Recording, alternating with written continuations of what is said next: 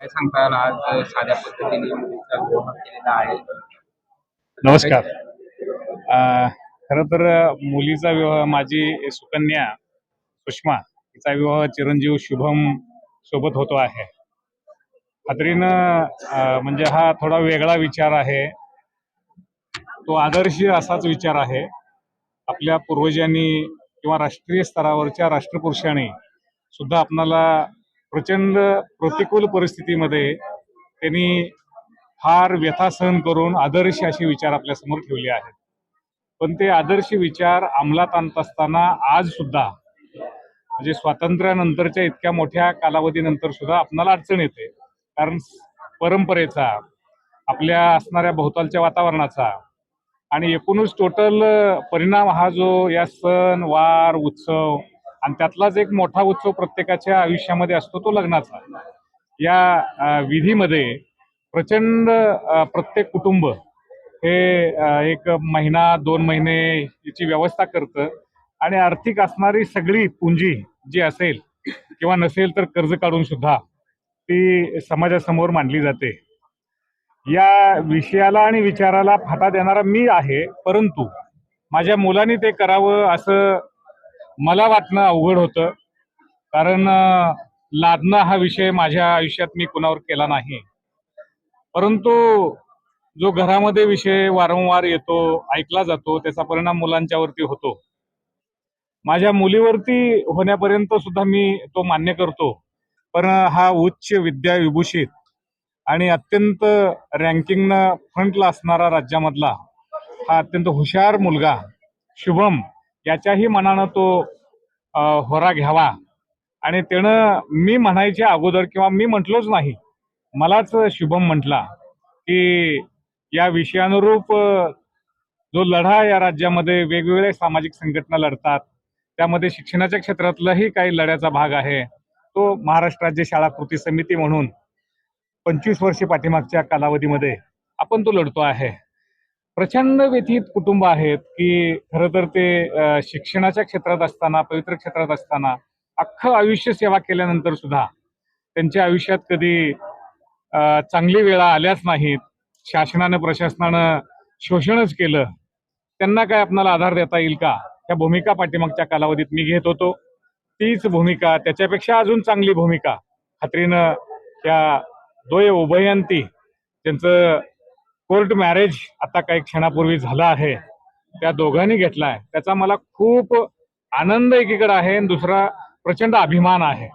Sir त्यांनी एक संकल्प केलेला आहे की जो काही लग्नाचा खर्च होणार आहे, जे शिक्षक आहेत, जे विनाअनुदानित होते, त्यांच्या कुटुंबियांना खर्चाचा आपण जर पाहिला आकडा तर तो किती छोटं लग्न करायचंय म्हटलं तर ते लाखातच जातंय.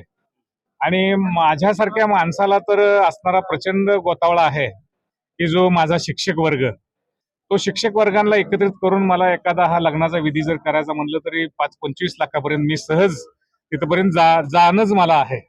पण ते मला त्याच्यापासून सुद्धा परावृत्त ठेवलंय.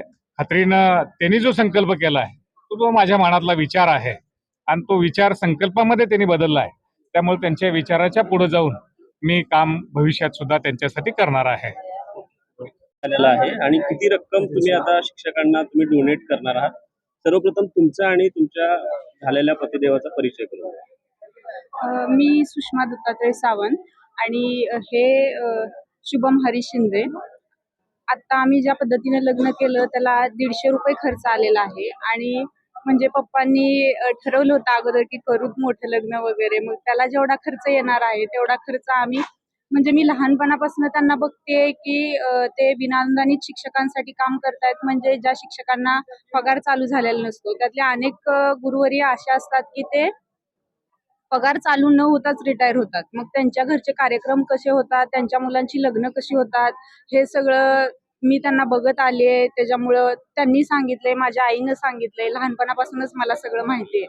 म्हणून मग आम्ही खरं तर असा निर्णय घेतला आणि आता जे आमच्या लग्नासाठी जो खर्च होणार होता त्या खर्चातून आम्ही त्या शिक्षकांच्या मुलांसाठी काय करता येते का याचा प्रयत्न करणार. साधारण किती डोनेट करणार? खर्च अपेक्षित होता आणि किती खर्च डोनेट जवळपास मोठं लग्न व्हायचं म्हणलं तर एखाद्या शाही लग्नाला साधारण लाखोच्या घरात. 25-30 लाखापर्यंत खर्च हा. येतो, करोडोपर्यंत खर्च येतो. खर्च येतो. आपला काय माणूस आहे, किती डोनेशन करायचं माणूस आहे?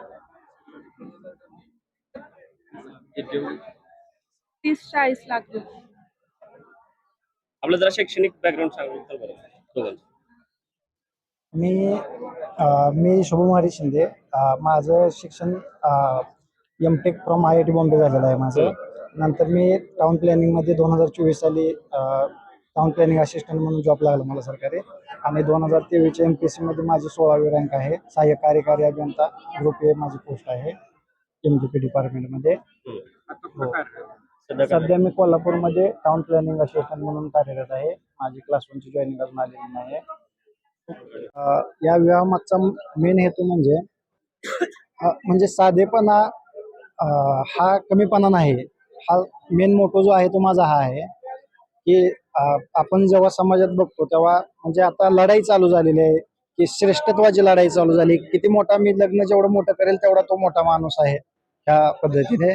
मग ते कुठंतरी मला खटखट होतं, आणि मी हा मार्ग स्वीकारला. आणि असं नाही की जे मी कोणत्या परंपरेंना विरोध करतोय किंवा काय करतोय, जे मला योग्य वाटते ते मी केलेलं आहे.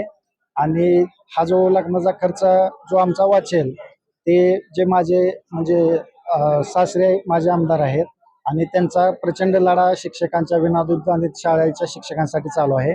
तर त्या शिक्षकांसाठी आम्ही ज्यांना पूर्ण लाईफमध्ये पगारच भेटली नाही तसेच ते रिटायर झाले, तर त्यांच्या गरजेनुसार त्यांना आम्ही देणार आहे. किती देणार आहे? तरी असं फिक्स आम्ही व्हॅल्यू काढलेली नव्हती, तरी पण ते लाखामध्ये असेल.